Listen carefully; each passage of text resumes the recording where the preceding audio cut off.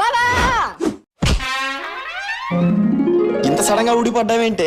జబ్బు బాబా జబ్బు, కలల జబ్బు, కల్పన జబ్బు, లేనిది ఉన్నట్టు ఉన్నది లేనట్టు ఊహించుకునే ఇంద్రజాలపు జబ్బు.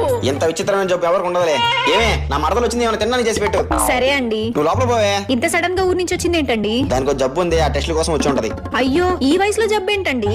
ఉదయం నుంచి సాయంత్రం లోపల 50 సార్లు పడుకుంటది, 50 సార్లు కలగంటది. వీళ్ళమ్మ కలగంట దీన్ని కంటున్నానేమనుకుని కల్లోనే కనిపోనికింది.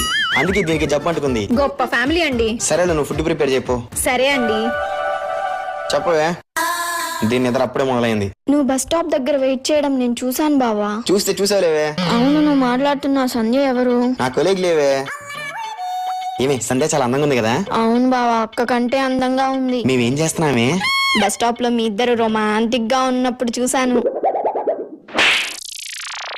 ఎందుకు కుట్టావే?